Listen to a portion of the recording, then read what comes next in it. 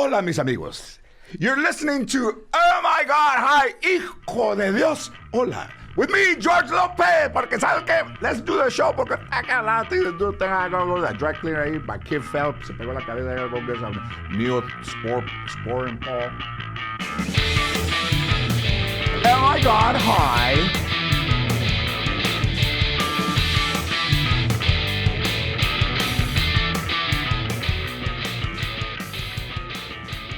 Hello, everybody. Welcome to the first episode of Oh My God, Hi, the podcast. Every episode is going to be me with my co-host, Bryan Kellen. Hey, everybody. Hey, and we will be answering your fan voicemails. Very important. We're going to love those. Reacting to crazy, real news stories, chatting with fun guests, and just talking shop, golf, music, chonch, just like in life. So I'm going to talk about whatever's going on in my mind. So that's good. I may jump around a little bit, but I think that ultimately you're going to enjoy it. I know I'm going to enjoy it more than when I was married. We're going to jump right into it with our first guest, the one, the only, Ralph Rox Arroyo. If you ever use an accent again in front of me, I'm going to cut your fucking throat. So Rox is a professional sports trainer, correct? Is that the right title? Man, this how you're going to be on the show? Well, I'm trying to make sure I do the thing right. The idea of paying somebody to watch you work out is beyond me. But Yeah, and they can't like you very much, right? You put they them love through me. shit. no, Whoa. but you know what? He's very effective. That's what I say is these guys that he works with, all in the high account. 2 years in a row, I think, world champions, right?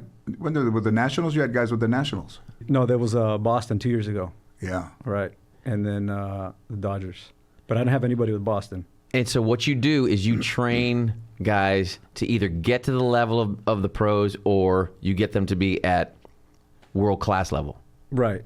Everybody has, I would say, 2 to 3% better performance on anything.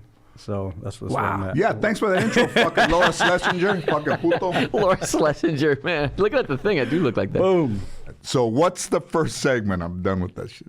All right, well, let's get into our next segment, actual news. These are real stories. They're really weird, and they're kind of crazy stuff that's going on out there, but they are actual, real news. I got a fucking real news story about the fucking boy who read so fucking boring, they left him in fucking Burbank. He sounds familiar. I like this one because you love guitars, and Motherfucker, you don't know what I'd love. well, I would think. Listen, didn't I just say about fucking people talking for me? Oh, man. I'm guilty. Fucking puto. Super. I know. See now, shit. Look what I did. Well, I know you have a great collection. I like of this guitars. because you like guitars. That was a good streak. He's got. I know. I didn't make it in 30 minutes. This Fucking guy. head, you ain't huh? This guy. His name is Prince Midnight. Is his name? He's a musician. Get the fuck out of I here. like it already, right? No, he's not. Yeah, his name is Prince Midnight, and his uncle Felipe turned him on to metal. He's a guitarist, right? So they did guitars and stuff. So he's a guitar player. So Felipe. He's a Latino guy? They are Greek. I believe they're Greek. A Greek named fucking Felipe? I believe so. Yep. A native Greece deal. So the uncle dies. The uncle donates his bones to science or a school so they could study his, use them for anatomy or whatever they do. And then they're done with him and they're going to give him back to the family. And the nephew goes, I'll take him. He didn't know to cremate him. He didn't know to bury him. He didn't know what. He made a guitar out of him. That's bullshit. I have a picture. I wish I could show it to everybody. He made a guitar out of He made a guitar out of the bones of his uncle. A working guitar, an electric guitar. There's no way, dude. Wow. Imagine that. Imagine hanging that up. This is his ribs and his hip bones, and he put a neck on it. And then he's sitting on an amp that's plugged in. He's playing it. Would you own that, though? Would I own that? Would you own that? No. No way, man. Like, you're not supposed to be fucking around with your uncle's ribcage Right? trying to make harmonics. I don't know, man. I don't know if this is. I don't think this is. You don't buy it? I buy it, but I of all the things that. Is that respectful? Or that dude's dead, but he's a metal guy. Turn him on to metal, so sounds like he might dig it. Paying homage to him? Maybe. That's what he said because he turned him on to it. I got turned on to baseball. I don't put them in my fucking culo and run around Dodger Stadium with them. Exactly. No, I don't know, man. I don't agree with this. I think that I don't know, dude. It's That's rough. You look at that picture, and that's a human being with a guitar neck sticking out of his neck. Out of his cavity. Yeah, up his spine. If he had a show, you would never not... I mean, I would be staring at that dude all night long. Where's this fucking next guy? Manson-Palooza? The fucking desert? I know, exactly.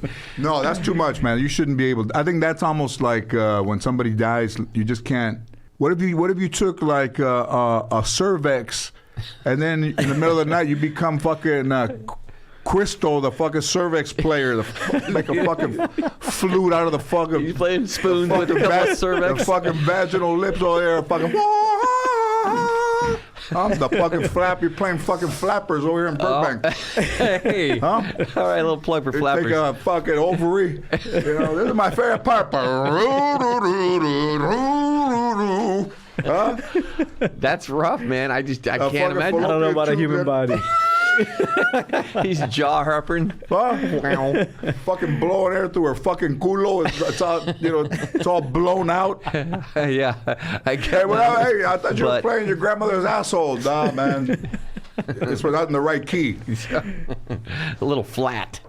You know? And you got to be really good, because if you suck, you're like, hey, man, fucking... Right. I'll play my uncle, you fucking asshole. Yeah, they're like, boo. Nah, that motherfucker, both of you are fucking out of tune, eh? Oh, that's awesome. You know what I mean? That's good. That's crazy. That was a little rough. Sorry about that. On a lighter note, did you guys see the video of everybody's been showing it, but the lawyer who is the cat filter was on in his Zoom trial. I mean, he was doing a trial, and he was using his assistant's computer to be in trial, and she had the cat filter on the whole time.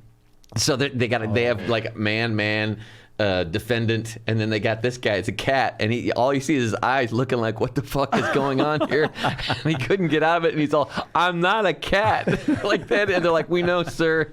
And they're trying to help this dude out, but I mean, that's like the thing now. Everything is done by Zoom. No matter how important But how or do not. you get yourself as a cat on Zoom? He didn't know because his assistant had the cat filter on, apparently, on whatever that is that you do a cat filter on, and he couldn't get it off, and she wasn't around. So he was fucked. Oh, wow. So, and he kept on saying, he goes, I'm not a cat. And they're like, we know, sir. And it's just one of those things that's it's typical of these days.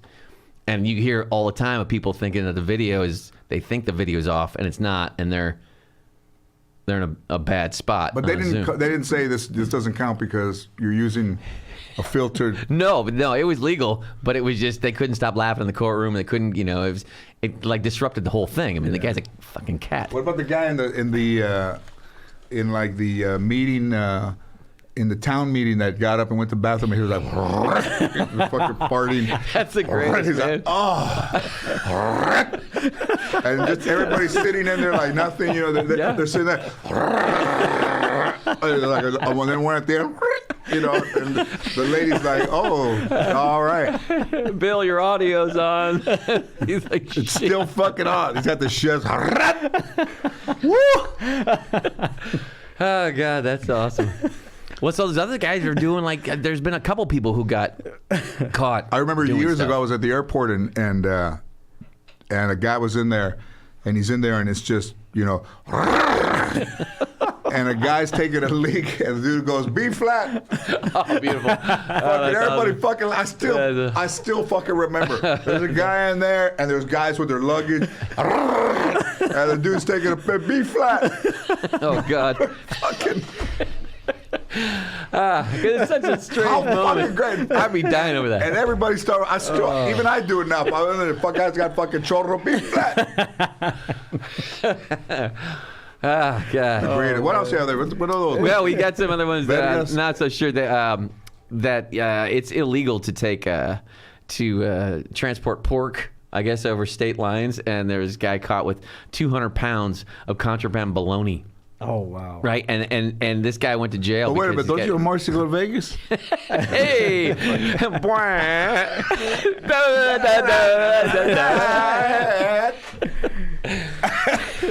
don't mean that. It's fun. It's fun. No. But how the fuck can you not take...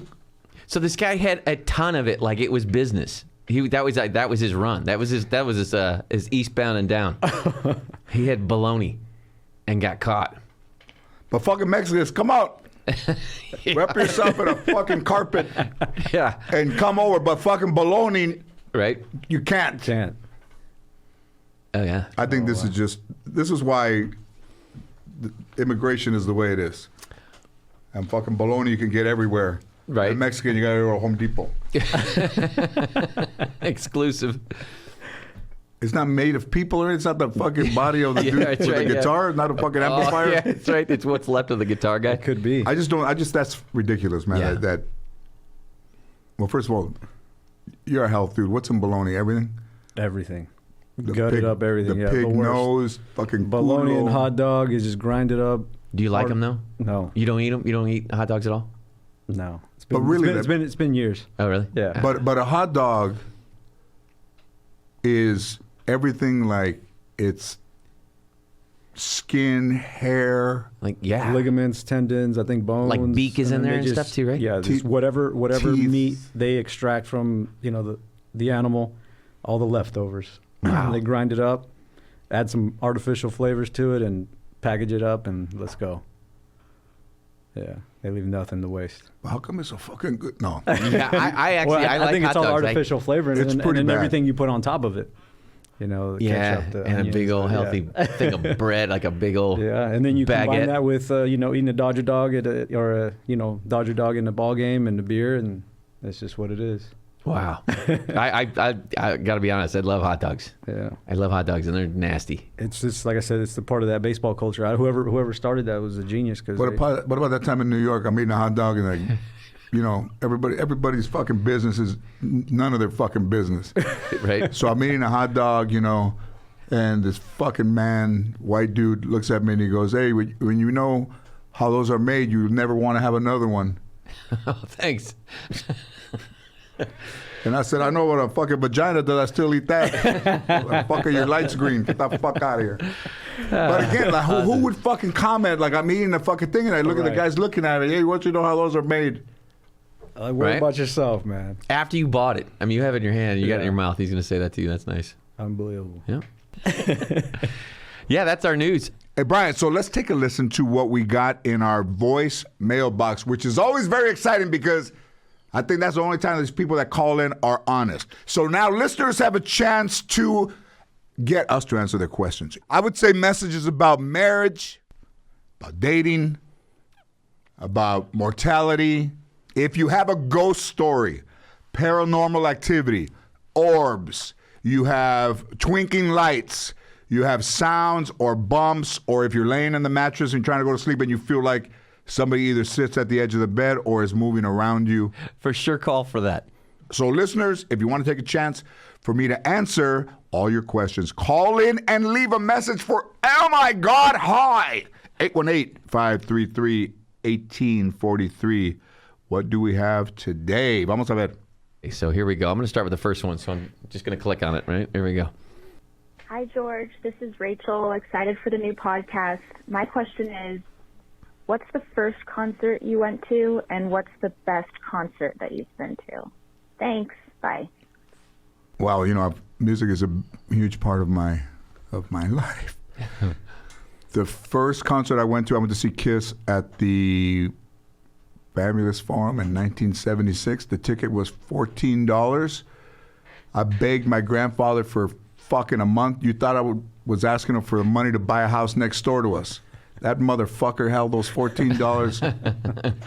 And they were going to give it away. I remember these guys were like, "Hey man, we're going to sell this ticket if you're not going to go." And it's just this motherfucker, man. And I got the money. I saw them in 1976. They were great. Became a Kiss freak, as they call us. And I won't go into my friendship with the dude. But then the best concert I ever saw, I'm going to say that in 1981, when Van Halen, who was from Pasadena, headlined the Forum for the first time, Yeah. they were like the fun-ass band. Everybody loved them. No color lines, no racism in music, nothing other than just rock. And they had just, Van Halen 2 had just come out, and it was from the first second through the whole thing, and then David Lee Roth had everybody there, 18,000 people yelling "Disco sucks" or just spontaneously at the same time, and it was just magnetic, like energetic. It's just now all that shit can be created. Yeah, this is just 4 guys, Pasadena local, and then he came out with a boxer's robe, like sequins, black and silver, and it had a VH on the back with the hood, and then he took the hood down, and he just kind of standing there, looking out at the audience, and all these people just losing their fucking minds, like maybe the loudest I've ever seen a crowd be. Wow. And he stood there for what felt like forever, and it was just fucking incredible, man.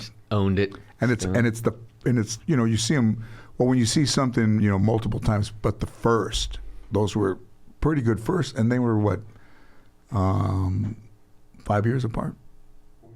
Yeah, thank you for your call, Rachel. Yeah, that was it, and tons of shows, and I think even as music becomes easier to see and on the internet and things to, watch, but I still would say to anybody that anytime when this whole thing is over, that you get a chance to go and see live music, I would say go and do that. Is there another one? Yeah, here actually this one is just in looking these, looks like my personal favorite, and it just looks interesting. So let's listen. Oh my God, George. So it's me, Jesse. What's up? So my birthday is actually March 7th, so if you answer this, that would be awesome. I actually had a threesome with my girl and the other girl that she actually brought into the relationship. I would actually like them to be together, and how would I actually make that go through? Is that a smart idea? I want to see what you say. Have you ever been in a threesome like this? I don't know what this is. Yo, Bryan, just answer my question. Who is this dude? That motherfucker better relax, see? You ain't gonna get it. If that's your fucking attitude right there, you're not gonna get a woman to give you any kind of fucking choice. You're like, oh my God. Huh? I think he's already done. Yeah, he was excited. Well, I think his whole approach is, how did he say? Like, get him to do it? I think, right? What to do? What's the move? Is that what he he's wanted asking? both of them to date each other? Is that what he said? He wants to see. Let's play it again. Let's hear it again. Okay, all right, we go. Let's play it again. Okay. Oh my God, George. So it's me, Jesse. What's up? So my birthday is actually March 7th, so if you answer this, that would be awesome. I actually had a threesome with my girl and the other girl that she actually brought into the relationship. I would actually like them to be together, and how would I actually make that go through? Is that a smart idea? I want to see what you say. Have you ever been in a threesome like this? I don't know what this is. Yo, Bryan, just answer my question. What about the work for Caltrans? You ever have one go through? Ay caray is fucking awesome too. I've been ay caray in a long time. Finish. But listen, if you're in a threesome with 2 chicks and you can't get those 2 to be with each other, I think they're gonna hook up and then get with me. So he. Hey. but how would you do that? Like, Relax. let's say, what advice would you? Because I know you've been with 3 girls, or 2 girls, 3 probably even. But whatever. It was complicated.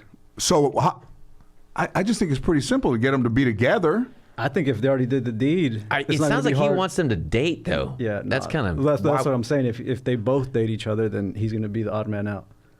You're not. I don't know if he wants that. Listen, man, you're not going to get your girlfriend to agree to be dating another girl and have a relationship where, like, there's one guy and then 2 women, and then when you have sex, they have sex with each other while you're there, and then that just becomes the normal part of your life. That doesn't happen. So I would say to Paul, ay caray, That's awesome. just take what you can take and be happy with that, and do not complicate the threesome, because complicating the threesome with, why don't you guys eat each other now. That wouldn't be such That's a bad it. It life. just has to happen. You can't ask. Yeah, right. Anybody want to ask? I just think you just have to maybe. I don't think it. He just wants the threesome on tap. Is what he wants. You know what I mean? Like just. He wants a threesome on demand. Yeah, exactly. Can't. Exactly. And No. I don't think the threesome happens on demand. It's got to happen. But also, you don't want it to be something that's expected either. Because the beautiful thing about a threesome is when it's unexpected, and that reveal or hey, this is going to happen is what's exciting about a threesome. Not, like in wrestling, two vatos on the other side, and, you're like, oh, the main event. It has to happen Oh, yeah. naturally, and listen, you put a label on everything, it changes everything. It's the wild card. It's the wild card. So if your birthday's March 7th, maybe we'll try to get this to you by then, but Hi, could I? just let it happen, dude. Yep. All right, that's outstanding. Okay, we got another one here. This one should be pretty straightforward, I think. Hey, George. Oh, my God. Hi. So, I hear you're having the March 1st, your podcast. That's my birthday. So, yeah, just wanted to say hi. You're my dad's favorite. He's back for me now. But, yeah. First of all, happy birthday, March 1st, and it's, oh my God, hi! You fucking half-hearted motherfucker.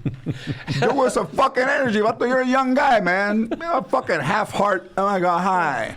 You're my dad's favorite. Babe, I'm probably your dad's favorite because I got more fucking energy than you, right? Think he was a fucking son out there walking around, like, fucking mumbling around the house.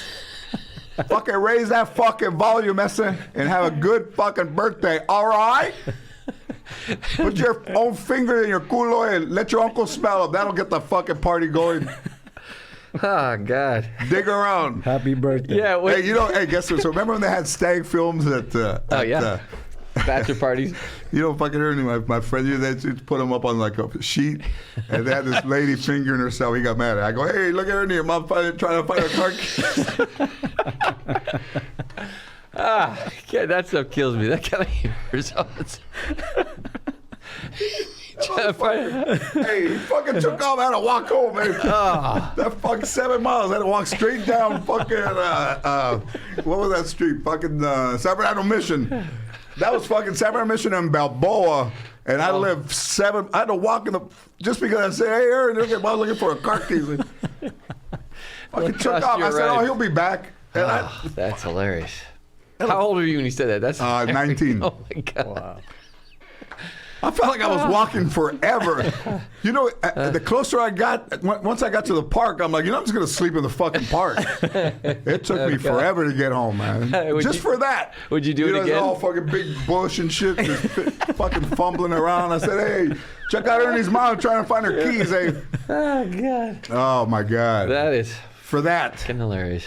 7 miles. Oh, man. That's a good one. And then I got arrested for a DUI, and I was in one of those police vans that you see, like the big bus, where they chain you to another person.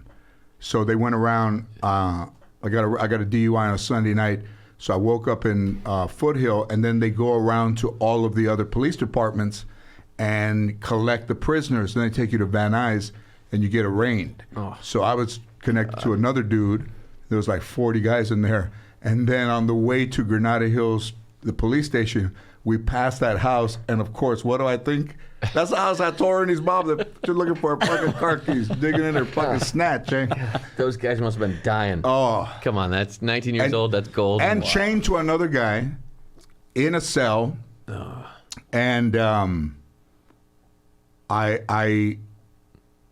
looking down, I'm looking down, and these guys in orange jumpsuits come in. Like, we're in our regular clothes because we were arrested on the Sunday. You got to spend the night. But the inmates, these guys come from like county jail. They're in the orange jumpsuits with those prison, slip-ons. And this guy comes in. He's a big dude. He's got like blonde hair. And he sits next to me. And I look down, and his toes are painted. Uh-oh. right? no. So I look down. I'm looking down like this. Toes are painted, and the guard comes to the door and goes, "Lopez!" And I stood up, and the guy in the orange jumpsuit stood up, and the guard says, "No, Mrs. Lopez." And that guy went, and I sat back down. And when I got my sitcom, I put that scene in my sitcom. Oh, smack. Mrs. Word Lopez. for word. Classic. Mrs. Lopez. In the time that you've been training athletes, with all the guys that become pitchers, they're improved physically, mentally. Has it made them more durable as athletes? Yeah. I want to say because, we talked about somebody either blowing their arm out Yep. back in the day or even, if a pitcher was in the AA or AAA, however, it's about throwing hard. But the arm can only do so much. I mean, it's human. You see a lot like a Tommy John surgery, but you see guys just tear their arm and once their velocity's gone, they're done. Right. What is velocity? What's velocity? So velocity, they use a radar gun. They call it a radar gun to measure how fast you throw a pitch from from the mound to home plate. Average a few years back was like 90 miles an hour. That was a fast pitch. Now it's 95 plus. Guys are throwing 100 miles an hour. Some people will say that the guns are a little bit juiced, meaning they clock But are a little they? bit faster. Are they? Yeah. They have to be because it's entertainment, where we've kind of transitioned into more of an entertainment now. So 100 is a lot sexier than 90. Yeah, for sure. So, and you're right about every guy only has so many bullets. So that's another thing. As you get older, you get wiser. So you're like, okay, why would I throw 40 pitches in a bullpen, which is like practice? I'll throw 20 at quality pace, and I'll save those other 20, and those 20 will stack up.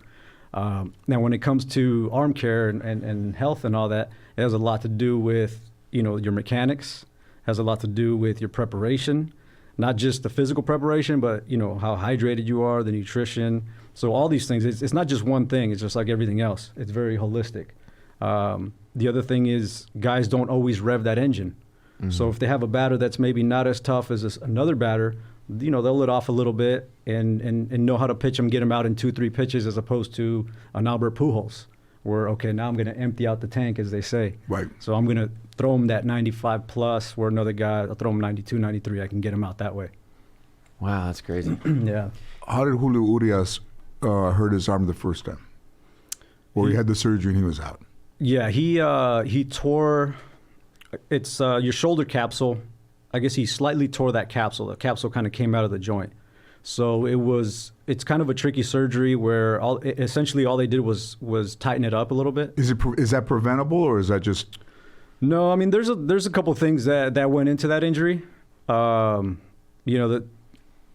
preparation, I don't think was one of them. It was really how that developed, from spring training on to when he got sent down to AAA, maybe a little bit of frustration on his part, where he got sent down after thinking he was going to be up in the big leagues. So again, there was a lot of things that went into that injury. He did have the surgery, and actually when the doctor went in there, it was a lot better than what the MRI had shown. So that was like the first positive sign. And what was his mental attitude at that point? It has to be pretty low. An athlete has to be like, I could be done. Yeah, he was crushed, man. He was young at that time. He was still probably 21, I want to say, 22. Gosh, young. Yeah, so when you get injured, no matter what it is, you're always, it's a setback. But that being your bread and butter, being his left arm, throwing 97, 98 miles an hour, and being touted as this big-time prospect, that was a big blow to him. I remember being with him in the hotel room, and we were just having conversations as to, we at this moment, we don't know why it happened, but it happened for a reason. He's a very faithful man. So I think at that point, it was devastating to him. And you get all these mixed thoughts running through your mind as, is this it? But after the surgery, once the doctor told him the news about the injury not being as bad, then that was like the spark to kind of trigger him. And then later on, he figured out, the answers as to why. Okay, so if I'm a pitcher on a Major League Baseball team and I have a pretty good arm, what's the succession of somebody telling me how to pitch? Like, let's say I'm pitching Friday, and I'm pitching against a team. I'm going to do my work. But does it come down that you either have to throw harder, that you have to win, that is there pressure put on somebody from the side, or is it just you go into work and do your job and do your best and if the team scores more runs and you hold it down, you win? Or is there stuff in the business that doesn't necessarily take place on the field? Will the pitching coach go to his hotel room during the day? Will they talk with the catcher or with a couple coaches and talk about how to pitch to the batters, or is the guy pretty much left alone? Yeah, well, it depends on the guy. So if the guy's more of a veteran, he knows what he's doing, he has his 5-day layout, like you said. So if he pitches on Friday's his game day. Saturday will be a recovery day, or they call you flush out the body and all that. So you prepare. So Saturday's day one of the flush. The second day you get probably a lower body workout in. Third day upper body. Fourth day nice and easy, and then you're back on the mound the fifth day. Now within that you're also working out, and then you throw a bullpen session the second day after the start. Okay. So that's where you kind of take it nice and easy. You work on some things from that start. And there is a lot of preparation that goes into it, whether it be, like you said, the pitching coach, the catcher. They look at film. They'll study the team that they're going to play against the next time. They study the hitters. They come up with a kind of a basic plan and how to attack them based on what the pitcher throws. I played in high school. I played against Darryl Strawberry in high school. I played against John Elway in baseball. One of my favorite stories, by the way. I'm going to tell you this fucking story.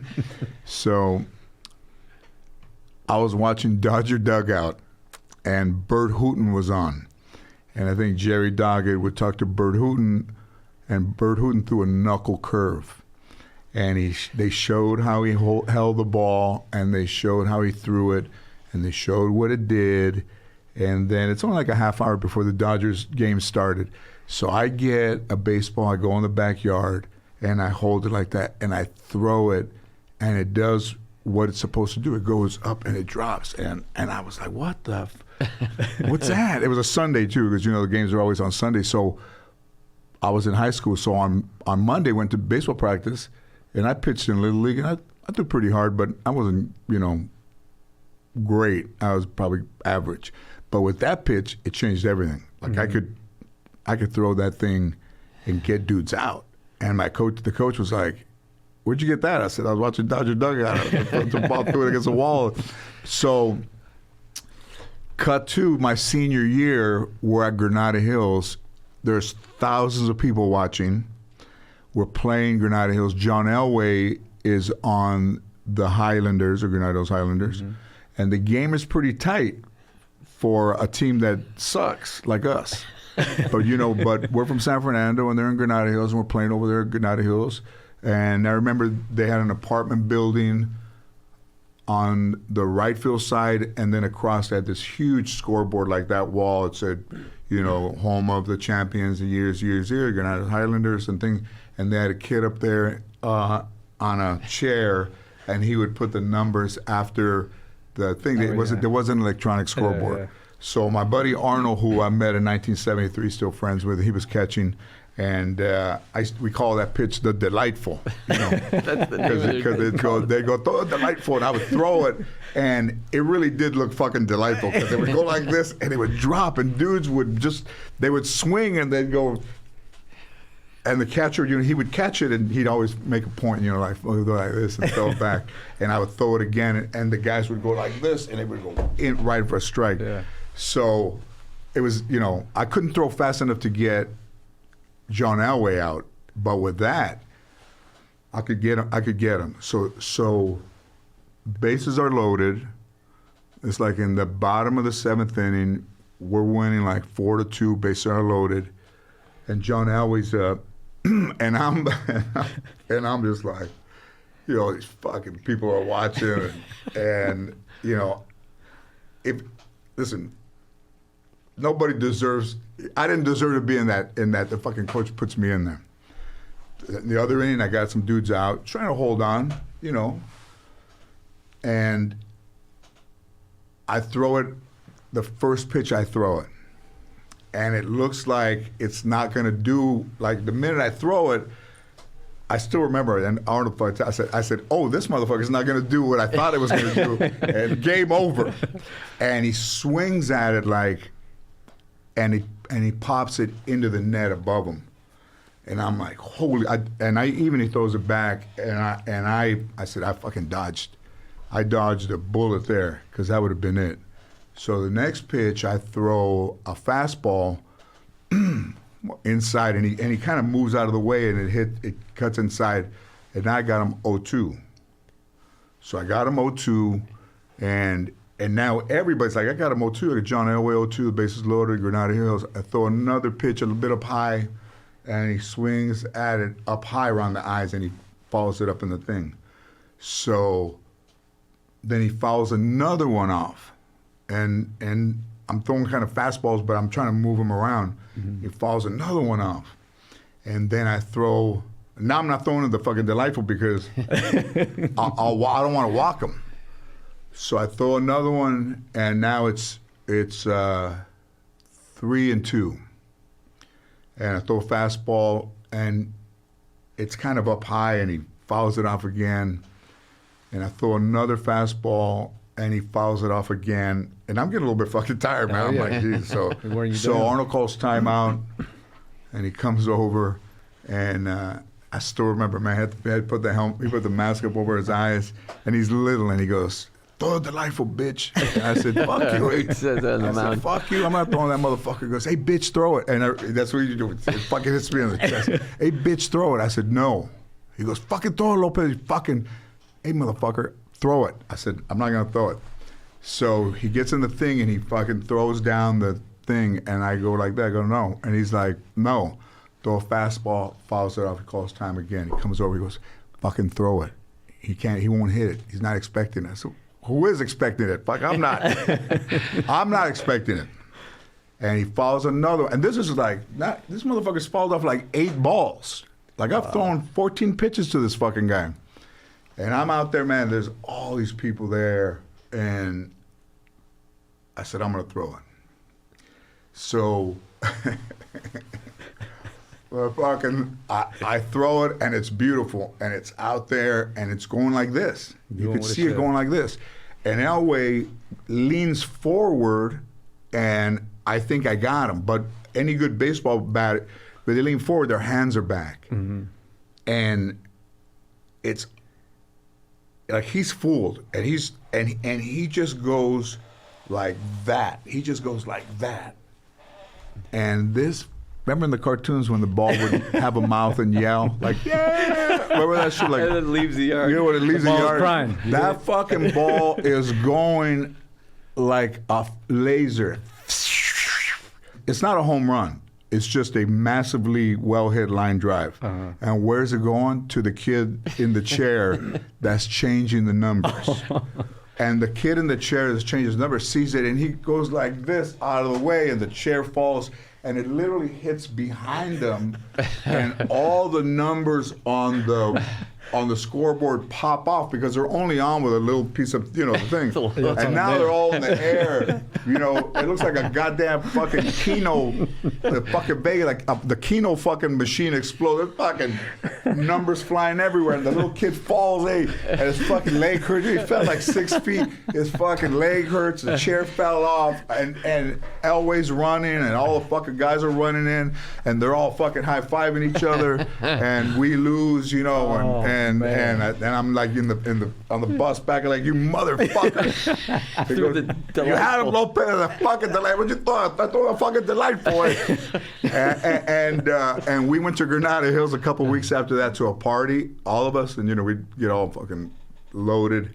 And then Arnold goes, hey, Lopez, drive by the field. Hey, I said, what field? Granada Hills. I said, motherfucker, it's like 1:30 in the morning. So we drive by the where the scoreboard is, and we get out, and there was a full moon, and I go, what are you guys looking at? And you could see the dent in the scoreboard from where the ball hit, and those dudes were going, look where it hit, and you really could see the dent. And we were laughing so fucking hard in the street out there in the middle of the night, because that's where the ball hit. You could still see it. And every once in a while, over the last, year after that, we'd stop by and fucking laugh. I don't know why. It became like, How great is that? It became like a great place to go laugh. Right there, right under the thing. But to play against guys like that, I never thought Strawberry too. All that at Monroe. And you guys knew, you guys knew he was going. Remember, you knew he was like the man. They had this Valley game, and they played at CSUN, where all the best players in Southern California played there, and Elway played. Yeah. And he had like 2 home runs, and so we're all 18 years old, even Elway. So all my friends go. There's probably like the whole team, 14 guys, and we're almost like old Chicanos. We're like, hello, sir. Good luck in the major league, sir. And we shake his hand. He goes, oh, thanks. He's our age. And the guys go, hey, man, you're the greatest person I've ever seen. And we're just like, hey, fucking puto, relax. Hey, and he's our age. Yeah. But talk about God-given. Like he was, he ran like John Wayne. He was pigeon-footed. Yeah. That's right. And then I remember we flew back from a tournament with Wayne Gretzky and us playing with Elway, and the whole time we were talking about the fucking delightful. He goes, "That was you, I see, motherfucker." I also remember. He always got me. I think those guys always remember that stuff. What about that time in New York with the All-Star game when we met up in that lounge and we asked Wally Bell to go with us, Oh my God. the umpire, Yeah. and we asked Wally Bell to go with us, right? Did he go to dinner with us, or we went to drinks with us? No, I think it was just drinks. We went to drinks, and he was just sitting there by himself, like an umpire would. And we invited him. He came out, he had a great time with us. And then I remember when we got back, we were all hammered. And he said, George, there's another place around the block. We can go get a drink. I said, Wally, I'm out.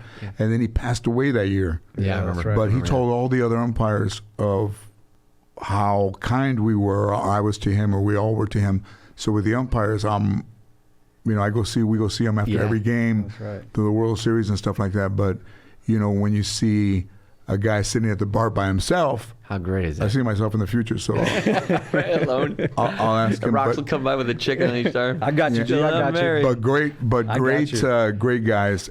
How do you get all those girls in? Just be honest with What do you man. say? Really? What do you say to them? No, well, You know what's funny? It sounds like a stupid question, but I've never been really good with women at all. I don't have the confidence that it takes to be. Well, it's very deep. This is a very deep question, though. I don't have the confidence that it takes to initiate, and then once you get past that rocket stage, I don't have the emotion to want to stay connected, which is one of the reasons I prefer to not be involved. I can halfway agree with the one, though. But he's great with women. We've talked to him. I mean, he's just Well, yeah, he really makes them- cool. He's like the coolest person to meet. Right. And he's genuine and all that kind of stuff. I get the other stuff because it's usually his choice to go, I'm not going to call. I never saw a relationship valued in my family. It wasn't my grandmother and grandfather because, dare I say, about 10 days before my grandfather died, I guess I got in an argument at the market, and my grandmother comes in and she goes, I wish he was dead. And 10 days later, he died. But she said, I wish I was dead to me, or I wish you were dead, and I'm still here, and she's been gone for fucking 11 years. But it's that kind of attitude. Like, imagine, man, like this lady says, I wish he was dead. And forget the fact that he died, but that's what I grew up around. People saying, I wish you weren't here, I wish you were dead, why don't you fucking drop dead, kind of shit. And it's funny, man, because you don't think that stuff carries through your life.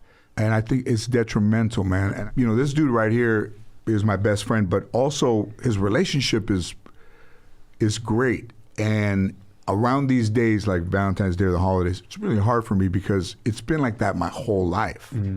And I don't know if that is ever going to be something that is ever going to change for me in a place where, I look like I may have found my soulmate, at almost 60. I watch you and we see him with with chicks and literally, I remember years ago I said to a guy, what do you say to him? There's two things. So a comedian, we were in Houston, and the guy says, I have a couple friends coming in this weekend for the show on Saturday. They're going to stay here. He stayed in the condo. And they walk in, and they're both really beautiful. And while they're changing and getting ready, I look at them, and we're watching like baseball. And I said, hey man, how do you get 2 girls? And he goes, well, how do you get 2 girls? And he was a good looking dude. And they were walking out, and he says to me, like this. And they walk out, and he goes, you're not gonna wear that, are you? And they both look, and they go, you don't like what we're wearing? No, I mean, if that's what you're going to wear, that's fine. And they both go change, and he looks at me and goes, that's how you get 2 girls. Okay. Backhanded stuff like that, yeah. Yeah, backhanded shit. But you don't want to be a fucking deceitful mother. I mean, No, well, I mean, if I you will want be, problems. but I don't even invest. I don't even invest in that. I don't even invest in that anymore. You know what I think is unfair is that when you're growing up and all these things are going to be with you for the rest of your life, that you're too young to even know what those things are, or too young to, it's not fair. It's not fair that you see something at 11 that's going to stay with you for the rest of your life and affect how you treat people or affect how you treat women. Mm-hmm. Like my mom was not, my biological mother was not somebody who was even worthy to be a mom because not mentally in the right place and things like that. And, man, I just think that those things just destroyed me as a kid, and then it just stayed with me as an adult. And I don't think that there's, therapy. I'm talking to this guy for 20 years. I'm not a quitter, but I don't think that there's anything that can remove that feeling in my heart of the things that I saw.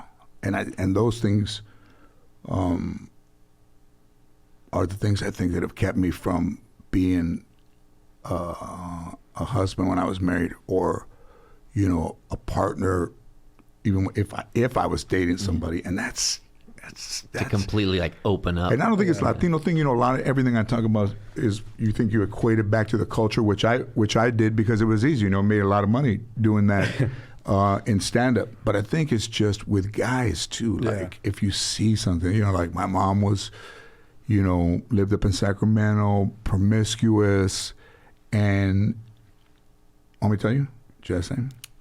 And I remember one time these people were trying to keep me busy outside, and I went inside and I went in this room and I saw my mom with this dude, and it's just nasty, man. And you're just people were trying to keep me out of the house because that was going on, and to see it is just, I just don't think that there's some things that are maybe too big to overcome. Mm-hmm. That's a big one. That's large.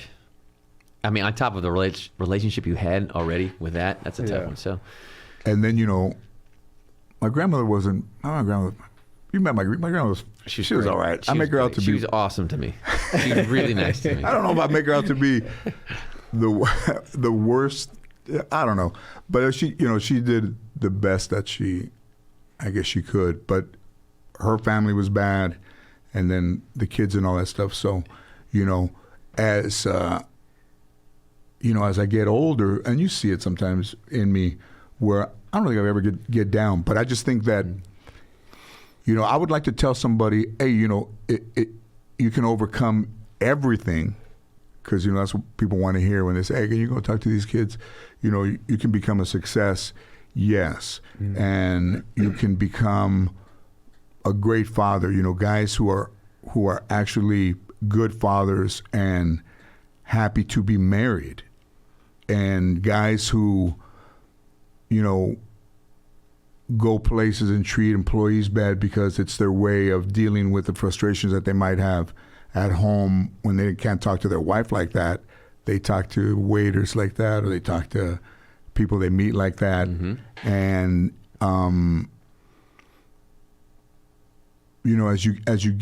as you get one life to go around, you see some people that are really mean, man, and really mean to other people. There was a guy at Lakeside that was a guy who was mean to people, and he had a heart attack out on the course, and the ambulance was out there, and I said, who's that? And they said, oh, it's that guy. And I said, Good, hope that motherfucker dies then. And he didn't die that day, but he died eventually. And then that I mean, that's where I went because that guy was a mean guy. He was like not a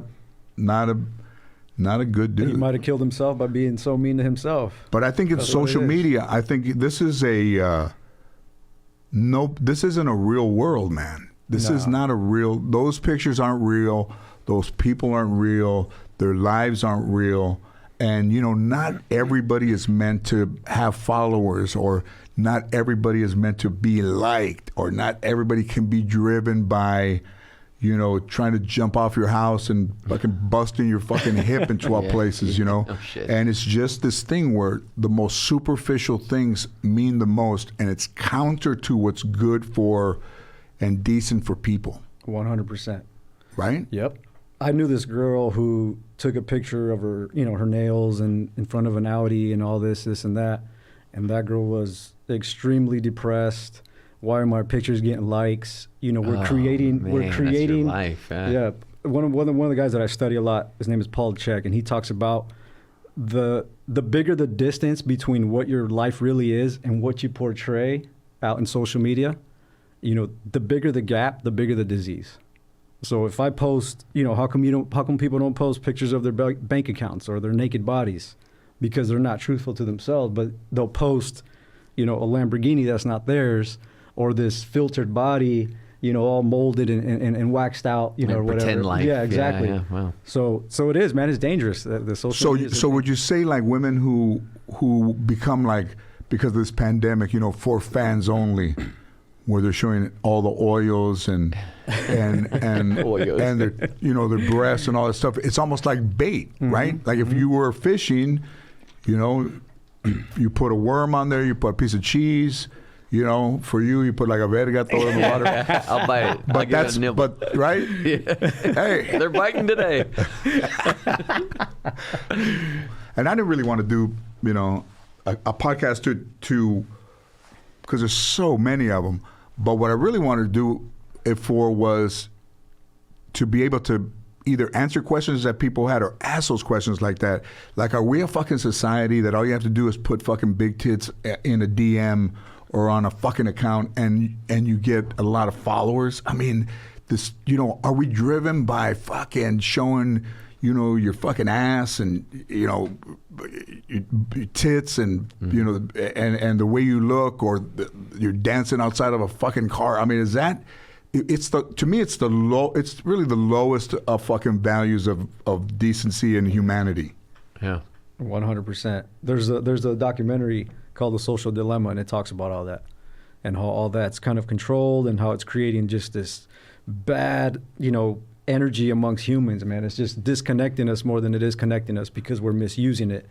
And we're not only just misusing it, but people are manipulating, you know, how we use it. They're almost like steering us. Mm-hmm. You know, it's funny because I'll look up something on Google that I'm searching for to buy, and then all of a sudden on my Instagram feed, it's on there. So it's like, wait, so are they trying to direct this whole thing for me? It's like, no, man, I'm living, you know, my life. Right. Yeah. Let they're me like live my life. puppet strings, kind of. Yeah, They're exactly. guiding you through the whole thing. That's a and trip, that's the right? same thing where it becomes addictive for a woman to post a certain picture and it gets 1 million likes and, oh shit, I'm gonna do that again. I want to do that one again, instead of being, you know, posting some real content. It's just the worst part of humanity, man. I think is to spend any time of your life to comment on someone you don't know because somebody showed you a picture.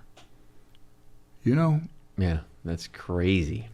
I mean, isn't it maybe, or to go in after somebody, like, you know, they think somebody's going to be trending because you know, somebody got into somebody's shit, you know, or they're, you know, they got beef. I saw John Holmes at Farrell's one time eating ice cream. Oh my God.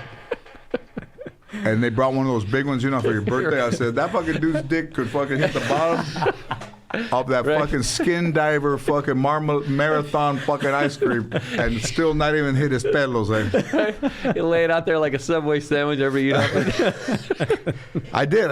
And you know what? my God. And you think you could hide in plain sight? It was like, fucking Joe! The fucking people that buying that long-ass licorice. Remember that long licorice? Oh, yeah, I the said, ropes. hey, Joe, see if your fucking baby is fucking longer than this fucking licorice right here, right? Fucking by the foot. Oh, my God. And you know, Licorice rope. kids would argue with a licorice rope. That's not a foot. It's not, Joe, bring your fucking baby over here, man. And let's just make a pencil mark so people that buy fucking licorice don't get cheated. Oh, God. So at Farrell's, this was before, I guess they used to put, you know, kids might choke on things, you know. There was a Farrell's at Reseda and Devonshire. Can you imagine if you eat ice cream and John Coleman was at the bottom? And he's like, thank God, you got fucking freezing. That dick hanging out of your pants has got ice cream on it. So I on this baseball team, my coach was like, he was like, maybe like 300 pounds. Good dude. Big dude. And his son played on the team. His son was a little bit, you know, off a little bit, Dan. And we went to Farrell's, and they would bring you the silver thing of ice cream. Remember, and they would put it like in a stretcher, and these guys totally would, remember this, and they'd play all the fucking horns and run around Farrell's, and there's like, God, I wonder who's that for? You know, running around, and it's this big tub of ice cream. But in the ice cream, there's little plastic figurines like this, like a fish or like a fireman or like mermaids, and the mermaids didn't have tops, but they're plastic, like little orange things. They were green or blue. The Farrells put it in the ice cream. I mean, imagine bringing ice cream to kids and serving it with plastic things in it. So when a kid eats an ice cream, you have to rely on the kid saying, look, you know, a fucking dolphin, you know. Fucking chokables in the thing. Just chokeable fucking things. So, true story. So we're all there, you know, and Dan, you know, the little boy, Dan, you know, Dan, he's a little bit off, you know, so he's eating it, and he pulls out like an orange mermaid, and he cleans the ice cream up, and he's licking her boobs like that, and the dad comes behind and fucking hits him in the back of the head, and he swallows the thing, and he's fucking choking on the plastic fucking mermaid, and he's like, and they, you know, back then, all they did was put your hands over your head. They go, put your hands up. They say, and a fucking mermaid is in his fucking mouth. And they're like, what happened? And his dad can't believe that because he slapped him. He swallowed the fucking mermaid. And we're like, he's choking on a mermaid. And how fucking stupid does that sound? You fucking kids are on a table. And he's all fucking red. His fucking eyes are red. His fucking ears are like 9 colors fucking red. And it's fucking sideways. You can see it on the fucking thing. He's like... and fucking choking, and how stupid doesn't sound, you know? He's choking on a fish, and all the fucking kids are like, it's a fucking mermaid, and he's fucking dying. And before the Heimlich, they fucking just fucking hold him upside down and shit. And he fucking throws up, and his fucking dad's looking for the fucking. He threw up. His dad's looking for the fucking throw up. He's like, here it is, you know. He's fucking on his back with fucking throw up in the back of his fucking uniform, and he's like, oh, Oh, God. I don't even think I told you this. In the early 2000s, when people would ask me, you know, Howard Stern asked me, or you know, in different interviews, you know, how did you know when you made it?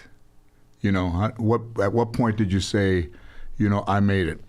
So in doing my television show, the prop guy, Bobby, Great guy, comes over to me and he goes, "Hey man, I got a call from this girl who's a prop person on a porn movie, because you know the porn movie. What are they like? What props would they need? A chair? I guess so. Yeah. A pool sweep. Yeah. So he says, this girl asked me, you know, can you help me make this prop for this movie? They're doing a movie that's like a radar, like they need like a laser gun that shoots metal. No. That's like a laser gun, and it needs to look, you know, they're doing a like a sci-fi porno movie, and they're shooting it on Sunday at an old hospital in Boyle Heights.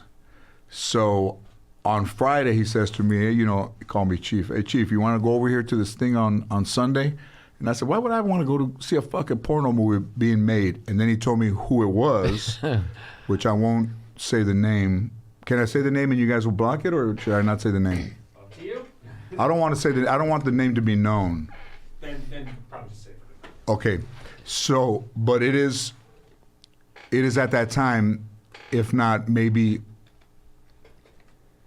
one of the top 5 porn stars of all time. Oh man. So when he says the name, I said, "Oh shit! I think I will go with you." So we go, and I'm standing in the background, and they're still filming, and there's a guy that you recognize from the movies, and I'm like, "Oh fuck, is that fucking Tom Byron?" What the? so Thrilled. And then John Doe, is that John Doe? So I'm looking, and then I see the porno actress, the top 5, and I'm like, whoa. And then I back up further into the dark, like I'm back in the corner like this, and they're going through because it is a business, so it's a business, they're going through the business. And then they're done with that thing, and she's there, and she's doing something on her own, and then I guess she hears that I'm there, and she has this instrument that she's using on herself, and she sees me, and she says, "Hey, George Lopez, why you crying?" And as she's doing this, she's going, "Because of chocolate bunny, why are you crying?" And she's reciting my material with this thing inside of her as I'm standing there. Wow. And when people ask me, at what point did you know you made it, that was the point that I realized that I had made it. How do you think so. react? You're like, yeah. Well, I wouldn't know how to react. She's going. Let me tell you, that fucking inside of my underwear, it looked like somebody shot a Jergens bottle. Oh my God. Oh my God. You made it. I think being addicted to porn is. I think it's bad. I think it's. I think it. Porn in general. Yeah, man. I think, and not because Ted Bundy said so, because that's what he said started him on it. But I just think that, and I've looked at a lot of it, and I'm not connected to people and I think that I'm going to say that I think it's detrimental to a mind. If there had been internet porn when I was 11 or in my roughest time, like 10, I probably would have fucked my grandmother in her sleep. No, I'm just kidding. Episode 1. Oh my God, hot.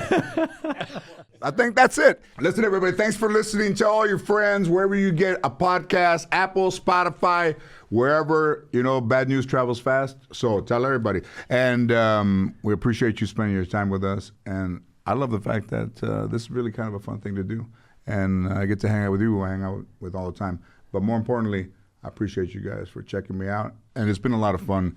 And we hope that you like it. It's fun for us. And thanks for spending time with us. Bryan Kellen, who I call you Super. I don't even think I call you Bryan Kellen. Super. Yep. I love you, man. I love you, man. And keep those voicemails going. The number's 818-533-1843. And fucking Ralph, I appreciate you, brother. Fucking Love Ralph, you. thanks so much. Thank you, guys, And thank man. you for sharing all that stuff, but also thank you for being a good friend to me for all these years, and will continue to be a good friend. I love you, man. I got a lot of Yes, respect sir. for you. Love you too, brother. Thank you. So thank you, everybody, for listening to Oh My God High on All Things Comedy.